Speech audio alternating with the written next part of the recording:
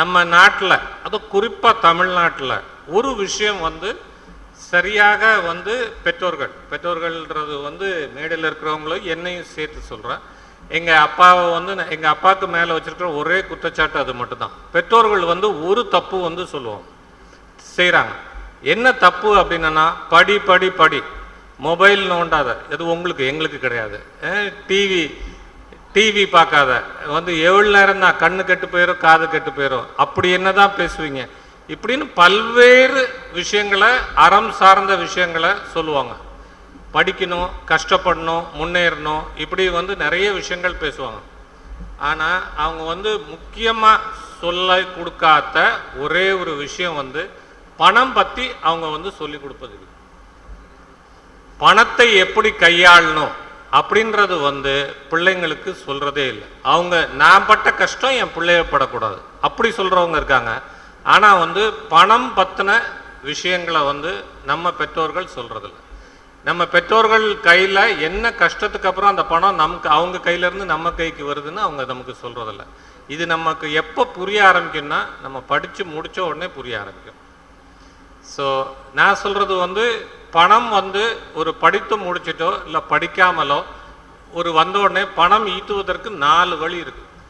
4 வழியில் ஒரு வழி, முதல் வழி வந்து ஒரு வேலைக்கு போகிறது, எம்ப்ளாயின்ற ஒரு கேட்டகரி. எம்ப்ளாயி கேட்டகரி உங்கள் எல்லாருக்கும் தெரியும். எல்லாருமே வந்து எம்ப்ளாயி வந்து குடும்பத்தில் ஒரு ஆள் பக்கத்தில் ஒரு ஆள் பார்த்துக்கிட்டே இருக்கிறோம். உங்கள் ஆசிரியர் வந்து எம்ப்ளாயி, இது ஒன்று. நம்பர் டூ வந்து செல்ஃப் எம்ப்ளாய்டுன்னு பேர். செல்ஃப் எம்ப்ளாய்டு எப்படி சொல்லலான்னா, நம்ம வந்து அவங்க வந்து ஒரு வேலை பார்க்குறாங்க, அது பிஸ்னஸா அப்படின்னு கேட்டோன்னா அது பிஸ்னஸ் கிடையாது. ஒரு உதாரணத்துக்கு செல்ஃப் எம்ப்ளாய்டு வந்து ஒரு டாக்டரும் ஒரு கிளினிக் நடத்துகிறார். அவர் வந்து அரசாங்கத்திட்ட வேலை வாங்குவதில்லை, வேற எங்கேயும் இருக்கிறதில்ல. அவர் வந்து ஒரு செல்ஃப் எம்ப்ளாய்டு. ஆனால் இப்போ நீங்கள் வந்து செல்ஃப் எம்ப்ளாய்டு தமிழகத்தில் வந்து அதிகமாக வரி கட்டுற ஒரு செல்ஃப் எம்ப்ளாய்டுன்னு ஒன்று சொன்னோன்னா, அது வந்து நடிகர் ரஜினிகாந்தோ இல்லை நடிகர் விஜயோ சொல்லலாம். அவங்க செல்ஃப் எம்ப்ளாய்டு. ஆனால் செல்ஃப் எம்ப்ளாய்டுக்கும் தொழிலுக்கும் வித்தியாசம் இருக்குது. ஏன்னா 73 வயசானதுக்கப்புறம் ஒரு தொழிலதிபர் வந்து டெய்லி காலையிலேருந்து ராத்திரி வரைக்கும் போய் அலுவலகத்தில் வேலை பார்க்காமலும் அவருக்கு வருமானம் வரும். ஆனால் செல்ஃப் எம்ப்ளாய்டாக இருக்கிறவங்க, ஒரு டாக்டராக இருந்தாங்கன்னா எத்தனை வயசானாலும் நீங்கள் கிளினிக்கு போய் நீங்கள் வந்து மருத்துவம் பண்ணால் மட்டும்தான் உங்களுக்கு வருமானம். 73 வயசுலையும் திரு ரஜினிகாந்த் அவர்கள் போய் நடித்தா மட்டும்தான் அவர் வந்து ஷூட்டிங் ஸ்பாட்டில் போகணும். இன்றைக்கி வேட்டையன் படத்துக்கு வந்து ஹைதராபாத்தில் நடிச்சிட்ருக்காரு. ஸோ வந்து போனால் தான் வருமானம். இது வந்து செல்ஃப் எம்ப்ளாய்டு. இதுக்கும் என்டர்பிரினர்ஷிப்பும் ரெண்டு வேறு. மூணாவது ஒரு பகுதி இருக்குது, அது வந்து இன்வெஸ்டர். எல்லாருமே இன்வெஸ்டராக இருக்கலாம். ஒரு எம்ப்ளாயி இன்வெஸ்டராக இருக்கலாம், ஒரு செல்ஃப் எம்ப்ளாய்டு ஒரு இன்வெஸ்டராக இருக்கலாம், ஒரு பிஸ்னஸ் மேன் இன்வெஸ்டராக இருக்கலாம். இன்வெஸ்டர்னா எப்படின்னா, நம்ம வந்து நம்மளுடைய பணத்தை, நீங்கள் வந்து ஒரு சின்ன இன்வெஸ்ட்மெண்ட் அப்படின்னு பார்த்தீங்கன்னா, நீங்கள் ஒரு வீடு கட்டி கீழே குடியிருக்கீங்க, மேலே வீட்டை வாடகைக்கு விட்றீங்க, அது இன்வெஸ்ட்மெண்ட்டு. இதுக்கு பேர் பேசிவ் இன்கம். நீங்கள் கட்டி முடிச்சதுக்கப்புறம் உங்கள் வருமானம் மாதம் வந்துட்டு இருக்குது. நீங்கள் வந்து ஷேரில் போடலாம் வருமானம். நீங்கள் எதுலெல்லாம் போட்டு நீங்கள் உழைக்காமல் உங்கள் பணம் உழைத்து வருதோ அது வந்து இன்வெஸ்டர். மூணாவது, இன்றைக்கி நீங்கள் வந்து பார்த்தீங்கன்னா சென்னையில் நீங்கள் வந்து நுங்கம்பாக்கம் ஹை ரோடில் போனீங்கன்னா ஒரு ஹோட்டல் இருக்குது. அது ரொம்ப புகழ்பெற்ற ஹோட்டல். முன்னாடி அதுக்கு பேர் அருணாச்சலம், இப்போ வந்து அதுக்கு பேர் வேறு ஸ்ப்ரிங்குன்னு பேர். அந்த ஹோட்டல் வந்து திரு ரஜினிகாந்துக்கு சொந்தமானது. ஸோ அந்த ஹோட்டல் வந்து முன்னாடி நான் வந்து ஒரு 20 வருஷத்துக்கு முன்னாடி 15 வருஷத்துக்கு முன்னாடி நான் அங்கே தங்கும்போது அவரும் அங்கே வந்து போவது உண்டு. இப்போ வர்றது கிடையாது. ஆனால் அந்த ஹோட்டல் வந்து அவருடைய இன்வெஸ்ட்மெண்ட். அவர் நடிக்கிறது அவருடைய செல்ஃப் எம்ப்ளாய்டு. இது வந்து அவருடைய இன்வெஸ்ட்மெண்ட். அங்கே வந்து அவர் மாதத்துக்கு ஒரு நாள் கூட வரமாட்டார். பழைய தொழிலாளர்களுக்கு மட்டும்தான் இது இன்னாரது அவரை பார்த்துருப்பாங்க, புது ஆட்களுக்கு தெரியாது. ஆனால் மாதம் அந்த தொழிலில் உள்ள ஒரு வருமானம் ரஜினிகாந்துக்கு போகும். இது வந்து இன்வெஸ்ட்மெண்ட். நான்காவது வந்து என்டர்பிரினர்ஷிப், இல்லைன்னா தொழில் தொடங்குவது. தொழில் தொடங்குறது மட்டும்தான் லைஃப்பில் முன்னேறதுக்கு வழி அப்படின்றது கிடையாது. அது வந்து உங்களுக்கு பிடிச்சிருந்தா நீங்கள் தொழில் தொடங்கலாம். இப்போ ஒரு உதாரணத்துக்கு வந்து சொல்கிறோன்னா, எம்ப்ளாயாக இருந்து மிகப்பெரிய பணக்காரர் ஆக முடியுமா? ஆக முடியும். அதில் வந்து பல்வேறு அதுக்கு வந்து எடுத்துக்காட்டு இருக்குது. உதாரணத்துக்கு உங்களுக்கு தெரிஞ்ச எடுத்துக்காட்டு சொல்லணுன்னா வந்து சுந்தர் பிச்சை வந்து ஒரு ஆள். அவர் வெறும் இங்கே வந்து இன்ஜினியரிங் படிச்சுட்டு வேறொரு இடத்துல வந்து இது படிச்சுட்டு அவர் வந்து யூஎஸ் போகிறாரு. யூஎஸில் போய் பல்வேறு வேலை பார்க்குறாரு, பிஹெச்டி படிக்கிறாரு, பிஹெச்டியை பாதியில் வித்ட்ரா பண்ணுறாரு, வார்டன் ஸ்கூலில் எம்பிஏ படிக்கிறாரு. எம்பிஏ படிச்சுட்டு அவர் வந்து கூகுளில் ஜாயின் பண்ணுறாரு, பெரிய இடத்துக்கு போகிறாரு. அவருடைய வருமானம் வந்து வருட வருமானம் பல்வேறு தொழிலதிபர்களை விட உயர்ந்தது. வேலை பார்த்தும் முன்னேற முடியும், இன்வெஸ்டராக இருந்தும் பண்ண முடியும், நீங்கள் வந்து செல்ஃப் எம்ப்ளாய்டாக இருந்தும் பெரிய ஆளாக முடியும், என்டர்பிரனராக இருந்தும் வரலாம். இதில் முக்கியமானது என்னென்னா உங்களுக்கு எது வருது, உங்களுக்கு பிடிச்சது எது, அதுதான் முக்கியம். ஏன்னா நிறைய நேரத்தில் பிடிச்ச மாப்பிள்ளையோ பொண்ணுலேருந்து நம்ம வந்து பிடிச்ச வேலை வரைக்கும் நம்ம குடும்பம் தான் தமிழ்நாட்டில் நமக்கு தீர்மானிக்குது. அப்புறம் அதில் பிரச்சனை வந்த பிறகு சொல்லுவாங்க, நான் அப்பவுமே நீ சொன்னதை கேட்டிருக்கணும்னு. ஆனால் அவங்க முதல்ல கேட்க மாட்டாங்க. ஸோ நான் என்ன சொல்கிறேன், உங்களுக்கு எது வேணுன்றது தான் முக்கியம். வேலை பார்த்து முன்னேற முடியுமா, வேலை பார்த்து முன்னேற முடியும். பெரிய லெவலில் ஆக முடியுமா, ஆக முடியும். வேலை பார்த்து முன்னேறதில் எந்த இடத்துல வாய்ப்பு குறைவு, எந்த இடத்துல வாய்ப்பு அதிகம்னு ஒன்று சொல்லிவிட்டு அப்புறம் என்டர்பிரினர்ஷிப் பேசுகிறோம். அது வந்து நம்ம யாராவது போர் அடிச்சுன்னா கையை வைத்திடலாம், டாப்பிக்கை மாற்றலாம். ஓகே. ஸோ வந்து வேலை பார்க்குறதுல வந்து ஒரே ஒரு விஷயம் என்னென்னா, இந்த வேலை தான் பார்ப்பேன் இது அப்படின்றது இருக்குது. நீங்கள் வந்து பார்த்தீங்கன்னா இந்த கல்லூரியிலேருந்து 2 பேர் வந்து நோபல் ப்ரைஸ் போயிருக்காங்க. நோபல் ப்ரைஸ் போடணுன்னா ஒரே துறையில் எவ்வளோ காலம் உழைக்கணும்னு பாருங்கள். ஆனால் இந்தியாவில் வந்து அப்படி உழைப்பதில்லை. இந்தியா வந்து நீங்கள் வந்து யூரோப்பில் வந்து பயணம் செய்யும்போது நம்ம எல்லாருமே இன்ஜினியரிங் போவோம், ஆனால் இன்ஜினியரிங்கில் பிஇஓட முடிச்சிருவோம். ஓகே, படித்து முடிக்கணும், கேம்பஸில் இன்டர்வியூவில் செலக்ட் ஆகணும், அவ்வளோதான். அதுக்கப்புறம் எம்இ, அதுக்கப்புறம் பிஹெச்டி, அதுக்கப்புறம் ஒரு இடத்துல இன்டெப்த்தாக போய் போகிறது வந்து நம்ம ஊரில் கிடையாது. இதுக்கு ஒரு சின்ன உதாரணம் சொல்கிறேன். நம்ம நாட்டில் பல பெருமைகள் இருக்குது, ஆனால் சில சிறுமைகளும் இருக்குது. அதில் ஒரு சிறுமை வந்து என்னென்னா, நீங்கள் வந்து கல்யாணம் வந்து காலாகாலத்தில் பண்ணுன்றதே வந்து உங்களுக்கு வந்து வாழ்க்கையில் உயர்றதுக்கு ஒரு பெரிய தடை. ஏன்னா நீங்கள் அப்படின்னா பிஜி பிஹெச்டிலாம் பண்ண முடியாது. எப்போ நீ முடிப்ப, எப்போ கல்யாணம் பண்ணுறது, இது பல்வேறு வீட்டில் கேள்வி. நான் வந்து என்டர்பிரினர்ஷிப் வந்து 16 வயசில் பண்ணணுன்னு சொன்னேன். அப்போ சொன்னாங்க, உனக்கு என்ன தெரியும், நீ படித்து முடிச்சுட்டு என்ன வேணாலும் பண்ணுன்னா. நான் வந்து படித்து முடித்தேன். படித்து முடித்ததுக்கப்புறம் என்டர்பிரினர் ஆகணும்னு சொன்னேன். அப்போ சொன்னாப்புல, இந்த படிப்புக்கு வேலை கிடைக்கும், நீ எதுக்கு என்டர்பிரினர் ஆகணும்னு கேட்டாங்க. ஆச்சா. ரெண்டாவது முக்கியமான கேள்வி, நீ படித்து ஒரு இடத்துல வேலை பார்த்தனா உனக்கு பொண்ணு பார்க்குறது ஈஸி. நீ தொழில் தொடங்குறேன் இப்படி இப்படின்னு சொல்லிட்டு தெரிஞ்சேன்னா உனக்கு எவனும் பொண்ணு கொடுக்க மாட்டான். சரியா? குடும்பம் வந்து பல்வேறு கட்டையை குறுக்க போட்டுகிட்டே இருக்கும், நீங்கள் வந்து வண்டி ஓட்டவே முடியாது. ஆனால் அதை தாண்டி ஓட்டுறதா. இதுக்கப்புறம் இன்னொரு விஷயம், எனக்கு கல்யாணம் ஆயிடுச்சு. நான் வந்து ஒரு கம்பெனியில் ஜென்ரல் மேனேஜராக வேலை பார்த்துட்ருக்கேன் குஜராத்தில். அப்போ திருப்பி வந்து நான் வந்து தொழில் ஆரம்பிக்கிறேன்னு சொல்கிறேன். அப்போது வந்து குடும்பம் வந்து சரி இனிமேல் என்ன அடுத்த கட்டை போடலாம் அப்படின்னு சொல்லி பார்த்துட்டு ஜாதகத்தை எடுத்து பார்த்துட்டு, கட்டை சரியில்லை, நீ ஆரம்பித்தா நீ தோற்று போயிடுவேன்ட்டாய். சரியா? ஸோ நான் வந்து சொல்கிறது, நீங்கள் ஒரு பெரிய கண்டுபிடிப்போ ஏதோ ஒரு விஷயம் பெரிய சாதனைகள் நடக்கணும்னா உங்களுக்குள்ளால உங்களுக்கு என்ன வேணும், எந்த உயரத்துக்கு போகணும், அதுதான் ரொம்ப முக்கியம். எல்லாரும் சொல்லுவாங்க, இது இருந்தால் பண்ணுறது, அது இருந்தால் பண்ணுறது, அது இருந்தால் பண்ணுறது. அப்படி கிடையாது. இப்போ நான் வந்து ஒரு விஷயம் சொல்கிறேன். வேலைக்கு போகிறது 10 பேருக்கு வாய்ப்பு வந்து கொடுக்கணும் அப்படின்னு சொல்லிட்டு முதல்வர் சொன்னார். இப்போ எங்கள் நிறுவனத்தில் வந்து நான் வந்து சொல்கிறது, இந்த கல்லூரியிலிருந்து 10 இல்லை 10க்கு மேற்பட்ட ஆட்களை எடுக்க தயார். ஆனால் எங்கள் நிறுவனத்தில் டோட்டல் இருக்கிறதுல 80% ஆள் வந்து சேல்ஸ் லைனில் இருப்பான், சேல்ஸ் ஜாபில் இருப்பான். அதாவது விற்பனை ரீதியான வேலை ஆர் விற்பனைக்கு துணை செய்கிற வேலை. எல்லாரும் இன்டர்வியூவில் வருவாங்க, சேல்ஸ் சம்மந்தமான வேலைன்னு கேட்டால் யாரும் வேலைக்கு வர மாட்டாங்க, அவங்க அப்பாவே வேண்டான்னு சொல்லிடுவாங்க. இப்போ நான் வந்து சொல்கிறேன், வாழ்க்கையில் இங்கே வந்து யாரெல்லாம் சேல்ஸ் விருப்பம் இல்லாத ஆட்கள்னு சொல்லுங்க. சும்மா இல்லை சேல்ஸ் விருப்பம், ஓகே, அப்படி யாரும் கை தூக்க மாட்டேங்க. சேல்ஸ் யாருக்கு விருப்பம்னு கை தூக்குங்க.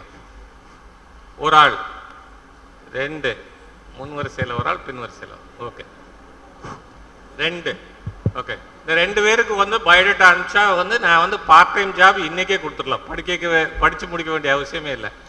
ஓகே. நான் வந்து சொல்கிறேன், இந்த ரூமில் இருக்கிற அத்தனை பேர் இன்க்ளூடிங் பிரின்சிபால் முதற்கொண்டு எல்லாரும் சேல்ஸ்மேன் தான். இப்போ பிரின்சிபால் என்கிட்ட கேட்டார், இந்த கல்லூரி வந்து இவ்வளோ சிறப்பு வாய்ந்தது, இந்த கல்லூரியில் இத்தனை பேர் படித்தாங்க, இந்த கல்லூரியில் இவ்வளோ பேர் வந்தாங்க, இந்த மேடையில் சுப்பிரமணிய பாரதியார் வந்து பேசியிருக்காரு. இந்த மேடையில் வந்து மார்ட்டின் லூதர் ஜூனியர் பேசியிருக்காரு இப்படின்னு அவர் பேசினார். அவர் என்கிட்ட சொன்னது, இங்கே மேடையில் பேசினது எல்லாத்தையும் சொல்கிறார். இது வந்து எ பியோர் சேல் ஸ்டாக். நான் சொல்கிறேன், மாநில கல்லூரி உயர்ந்த கல்லூரின்னு சொல்கிறார். இது முன்னாள் அலுமினி தலைவர் சொல்கிறார், இது சேல் ஸ்டாக்.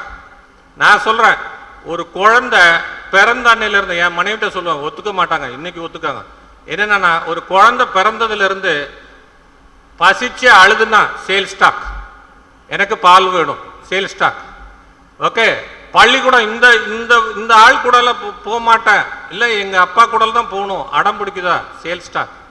எனக்கு எஸ்கர்ஷன் இல்லை, ஒரு சுற்றுலாக்கு கல்லூரியிலேருந்து பள்ளிக்கூடத்துலேருந்து போகிறாங்க, இன்னென்ன என் ஃப்ரெண்டு இவங்க போகிறாங்க, இவங்க போகிறாங்க, மொத்த கிளாஸுமே போகுது, நீ மட்டும்தான் பணம் கொடுக்க மாட்டுக்க, இது சேல் ஸ்டாக்.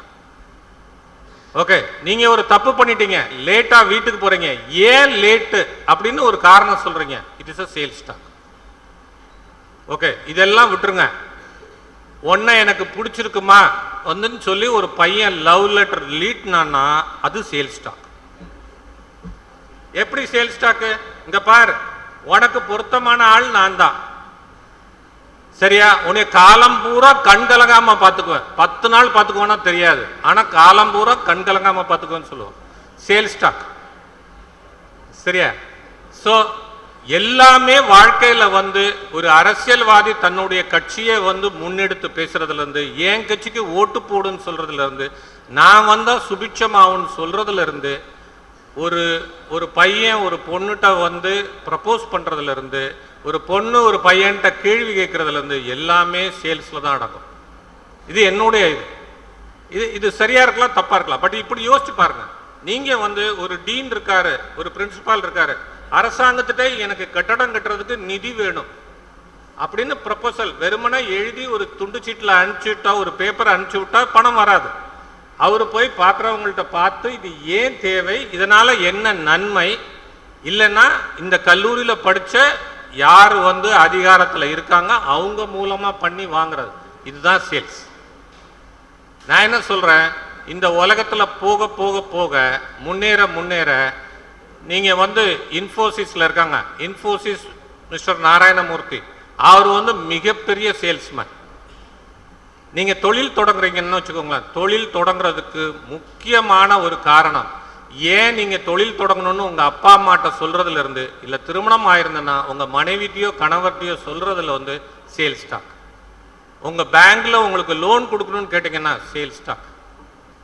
நீங்கள் வந்து ஒரு பொருளையோ ஒரு சர்வீஸையோ, ஒரு பொருள் ஆர் சர்வீஸ், இதை கொண்டு போய் நீங்கள் விற்கணுமா, அது சேல் ஸ்டாக். ஒரு வியாபாரம் நடத்துவதற்கு முக்கியமான ஒரு விஷயம் வந்து சேல்ஸ் ஆர் பேச்சு திறமைன்னு அவங்க சொல்லுவாங்க, கம்யூனிகேஷன் சொல்லுவாங்க. அதில் ஹிடன் அஜெண்டா சேல்ஸ். சில டிபார்ட்மெண்ட் வந்து கேட்டால் டீன் வந்து பிரின்சிபாலோ உடனே வருவாங்க, சில டிபார்ட்மெண்ட் கேட்டால் உடனே அந்த டிபார்ட்மெண்ட் ஹெட்டாக நடக்காது. இதுக்கு காரணம், அந்த 2 டிபார்ட்மெண்ட் ஹெட்டுக்குள்ள ஒரு டிபார்ட்மெண்ட் ஹெட்டுக்கு விற்கிற திறமை இருக்கு, இன்னொரு சேல்ஸ் டிபார்ட்மெண்ட்ல விற்கிற திறமை இருக்கு. ஓகே, இதுதான் முக்கியமான ஒரு விஷயம். இப்போ நான் வந்து 2வதுக்கு வரேன். உங்களுடைய வேலை வாய்ப்பில் இப்போ ஒரு உதாரணத்துக்கு ஃபார்மசூட்டிக்கல் கம்பெனி, இங்கே இருக்கிற அத்தனை பேரும் சேல்ஸ் அண்ட் சேல்ஸ் சர்வீஸ் நான் பின்னாடி இருந்து பண்ணுறேன். இந்த டிபார்ட்மெண்ட்டுக்கு வேலைக்கு போகிறோன்னா உங்கள் எல்லாருக்கும் இம்மிடியட்டாக படித்து முடித்த உடனே வேலை வாய்ப்பு கிடைச்சிடும். கெமிஸ்ட்ரி, பயாலஜி, பாட்னி எல்லாமே கிடைக்கும். ஒன்று. இன்னும் 2வது வந்து, நம்ம எப்போதுமே ஆர்ட்ஸ் காலேஜில் படிக்கும்போது நமக்கு வந்து ஒரு இன்ஜினியரிங் காலேஜுக்கு மேலே, இல்லை இன்ஜினியரிங் காலேஜுக்காரங்களுக்கு ஆர்ட்ஸ் காலேஜுக்கு மேலே ஒரு ஒரு ஒரு பார்வை, ஒரு அசால்ட்டான ஒரு லுக் இருக்கும். நான் வந்து எனக்கு வந்து ஃபஸ்ட்டு வந்து எனக்கு வந்து கவர்மெண்ட்டில் வந்து நான் மெடிசின் ட்ரை பண்ணேன், மெடிசின் கிடைக்கல, வெட்டினரி கிடைக்கல. ஒரு மார்க் வித்தியாசத்தில் வந்து எனக்கு வந்து கவர்மெண்ட் கோட்டாவில் கிடைக்கல. ஸோ அப்போ வந்து நான் வந்து பிஎஸ்சி பாட்னி வந்து திருநெல்வேலி சென்ட் சேவியர்ஸ் காலேஜில் 1.5 வருஷம் படித்தேன். 1.5 வருஷம் படிக்கும்போது அந்த ரொம்ப நேரோவாக விட்டதுனால எல்லாரும் வந்து ஏகப்பட்ட விஷயங்கள் வந்து சொல்லுவாங்க, அறிவுரை வந்து சொல்லுவாங்க. எங்கள் சொந்தக்காரங்க யாராவது எங்கள் அப்பாவுக்கு தெரிஞ்சவங்க வீட்டுக்கு வந்தாங்கன்னா நான் பின்வாசல் வழியாக போயிடுவேன். ஏன்னா வந்து அது ஒரே கதையை சொல்லுவாங்க. உனக்கு வந்து ஒரு மார்க்கு ஒரு கொஸ்டின் கூடுதலாக எழுதியிருந்தா, ஒரு எஸ்ஏ எழுதியிருந்தா நீ ஒரு மார்க்கு கூட கிடைச்சிருக்கும் போயிருக்கும். நீ ஒரு வருஷத்தை இழந்துட்டியடா, நீ வந்து இது எவ்வளோ பெரிய முக்கியம் தெரியுமா அப்படின்னு நிறைய பேர் என்கிட்ட சொல்லியிருக்காங்க. எனக்கு அறிவுரை சொன்ன எல்லாரையும் 2020 நான் தேடினேன். ஏன்னா கொரோனான்னு வந்து மொத்த உலகமே 2 வருஷம் சும்மா இருந்தது. கல்லூரி முதற்கொண்டு எல்லாத்தையும் முடிச்சிட்டாங்க. ஸோ வந்து எனக்கு ஒரு வருஷம் முக்கியம்னு சொன்னவங்க அத்தனை பேரும் இப்போ ஒரு 2 வருஷம் சும்மா இருக்காங்க. ஸோ வாழ்க்கையில் வந்து எப்போ வேணாலும் விட்டுறலாம். இதுக்கு ஒரு சின்ன உதாரணம் சொல்கிறேன். திருநெல்வேலியில் வந்து எனக்கு தெரிஞ்ச எங்கள் அப்பாவோட நண்பரோட குடும்பம், அந்த குடும்பத்தில் எல்லாரும் இன்ஜினியரிங் மெடிக்கல். ஒருத்தர் ரொம்ப மோசமாக படிக்கிறவர். அப்போ மோசமாக படிக்கிறதுனால அவர் வந்து பிஎஸ்சி பாட்னி சேர்ந்தார். பிஎஸ்சி பாட்னி படிக்கும்போது ஓரளவுக்கு மற்றவெல்லாம் பெருசாக இருக்கா நம்ம படிக்கணும் அப்படின்னு சொல்லிட்டு எம்எஸ்சி பாட்னி படித்தார். எம்எஸ்சி பாட்னி படித்ததுக்கப்புறம் அப்போ மற்றவங்கெல்லாம் இன்ஜினியரிங் முடிச்சுட்டு ஜிமேட் டோஃபெல் அப்படி எழுதுகிறாங்க. இவர் வந்து என்னென்னா இவர் சரி அவங்களும் பண்ணுறாங்களா நம்மளும் ட்ரை பண்ணுவோம் அப்படின்னு பார்த்தாரு. குடும்பத்தில் இன்ஜினியரிங் அண்ணாமலையில் பண்ணவா அண்ணா யூனிவர்சிட்டியில் படித்தவங்க அவங்கெல்லாம் யூஎஸ் போகிற ட்ரை பண்ணுறாங்க. இவர் வந்து எம்எஸ்சி பாட்னி படிச்சுட்டு ட்ரை பண்ணுறாரு. நீங்கள் வந்து பார்த்தீங்கன்னா முதல்ல கிடச்சது எம்எஸ்சி பாட்னி கிடச்சவர் பிஹெச்டி. ஏன் அப்படின்னு கேள்வி கேட்டால் இந்தியாவிலேருந்து இன்ஜினியரிங் படிச்சுட்டு ட்ரை பண்ணுறவங்களுடைய எண்ணிக்கை ரொம்ப அதிகம். பாட்னி, ஹியூமானிட்டிஸ், ஃபிசிக்ஸ், கெமிஸ்ட்ரி படித்தவங்க முடிச்சுட்டு தேடுறவங்க ரொம்ப குறை. நீங்கள் வந்து பெங்களூரில் வந்து ஒருத்தவங்க வந்து PhD in mathematics which is much difficult then engineering ஒருத்தவங்க படிச்சிருந்தாங்கன்னா ஜியினுடைய ரிசர்ச் சென்டரில் இமிடியேட்டாக வேலை கிடைக்கும். அதே மாதிரி நீங்கள் வந்து உங்களுக்கு தெரியாத ஒரு விஷயம், பிட்ஸ் பிலானியில் ஹியூமானிட்டிஸ் அண்ட் ஃபிசிக்ஸ் கெமிஸ்ட்ரி இது ஐஐடியில் இருக்குது, ஏகப்பட்டது. உங்களுடைய ஆப்பர்ச்சுனிட்டிஸ் வந்து வைட். அண்ட் உலகத்துக்கு தேவை வந்து இன்ஜினியர் இல்லை. இன்ஜினியர் வந்து இன்ஜினியருக்கு எதிராக சொல்லலை, ஆனால் இன்ஜினியர் வந்து தமிழ்நாட்டில் எவ்வளோ தேவையோ அதை விட அதிகமாக வந்து தயாரிச்சுட்டு அடுத்த 10 ஆண்டு காலத்துக்கு இன்ஜினியரே ப்ரொடியூஸ் பண்ணாட்டாலும் தமிழ்நாடுக்கு போகுது. ஆனால் பிஎஸ்சி படித்தவங்க இன்னும் நாட்டுக்கு நிறைய தேவை. ஓகே, இப்போ என்டர்பிரினரில் வந்து நிறைய விஷயங்கள் சொல்லுவாங்க. நிறைய விஷயங்கள் என்ன சொல்லுவாங்கன்னா பணம் இருக்கணும், அப்பா தொழிலதிபராக இருக்கணும், இது இருக்கணும், எல்லாமே சொல்லுவாங்க. ஆனால் இது எல்லாமே வந்து போய் எப்படி பொய்ன்னு சொல்கிறேன்னா, அமெரிக்காவில் வந்து ஒரு ரிசர்ச் எடுத்தாங்க. மில்லியனியர்னா வந்து 10 லட்சம் யூஎஸ்டி. ஓகே, 10 லட்சம் யூஎஸ்டின்னா அரௌண்டு 8 கோடி ரூபா. 8 கோடி ரூபா ஒருத்தர் சம்பாத்தியம் பண்ணால் அவன் வந்து ஒரு லிஸ்ட்டு மில்லியனியர்னு ஒரு கணக்கு எடுக்குது. அப்புறம் பில்லியனியர்னு ஒரு லிஸ்ட்டு. அந்த மில்லியனியரில் அவங்க ஒரு ஆராய்ச்சி பண்ணுறாங்க. 85% மில்லியனியர்கள் ஃபஸ்ட்டு ஜென்ரேஷன் மில்லியனியர், அவங்க அப்பா மில்லியனியர் கிடையாது. ஸோ ஃபஸ்ட்டு ஜென்ரேஷனில், அதாவது நீங்கள் உங்களுடைய பேக்ரவுண்டு எப்படி வேணாலும் இருக்கலாம், என்ன வேணாலும் இருக்கலாம், ஆனால் நீங்கள் வந்து பெரிய லெவலில் போகிறதுக்கு வந்து நீங்கள் எங்கேருந்து வந்தீங்கன்றது முக்கியம் இல்லை. நீங்கள் எவ்வளோ வந்து டிட்டர்மெண்ட்டாக இருக்கீங்களோ அவ்வளோ தூரம் போகலாம்.